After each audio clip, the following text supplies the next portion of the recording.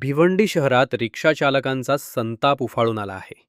मंडई परिसरातील रिक्षा स्टँडजवळ पोलीस चौकीसमोर टपऱ्या उभारण्यात आल्याने रिक्षा उभ्या करण्यासाठी जागाच उरलेली नसल्याचा आरोप लाल बावटा रिक्षा चालक मालक युनियनने केला आहे.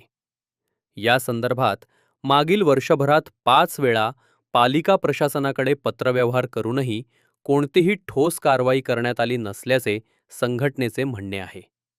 याच निषेधार्थ कॉम्रेड सुनील चव्हाण यांच्या नेतृत्वाखाली सोमवारीपासून भिवंडी महानगरपालिका मुख्यालयासमोर धरणे आंदोलन सुरू करण्यात आले.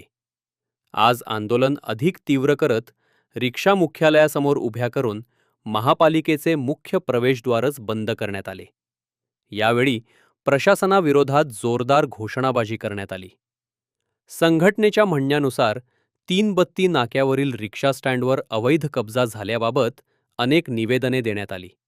उपोषणही करण्यात आले. मात्र 10 दिवस उलटूनही कोणतीही कारवाई झाली नाही.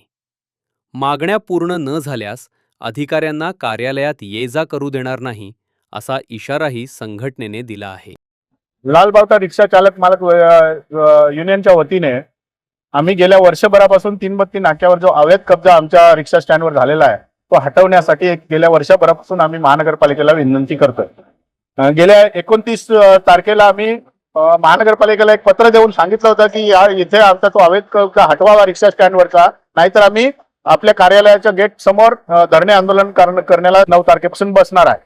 त्यांनी 29 तारखेपासून 9 तारखेपर्यंत काहीही केलं नाही. 9 तारखेला आम्हाला धरणे आंदोलनाला बसायला लागलं. 9 तारखेलाही काही त्यांनी निर्णय घेतला नाही. शेवटी 10 तारखेला आम्हाला 4 लोकांना उपोषणाला बसवायला लागलं. उपोषण करूनही ते काही बोलले नाही. काल आमच्याशी दराडे बोलले की आम्ही तुम्हाला 8 दिवसात ती केबिन आहे ती केबिन काढतो आणि तुमच्या सगळ्या मागण्या त्या मान्य करतो असं लिखित देतो असं ते बोलले आणि 10 दिवसात ऑफिसमधून पळून गेले. त्यामुळे नाईलाज असतो आज आम्हाला महानगरपालिकेचं गेट बंद करायला लागलेलं आहे. पोलिसांच्या विनंतीवरून आम्ही हे गेट आता खाली केलेलं आहे, परंतु आमच्या मागण्या जर मान्य केल्या नाही महानगरपालिकेने आयुक्तांनी तर आम्ही परत सगळेच्या सगळे महानगरपालिकेला घेराव घालू. कोणाला आतमध्ये जाऊ देणार नाही आणि कोणाला बाहेर येऊ देणार नाही असं आंदोलन आम्ही करू.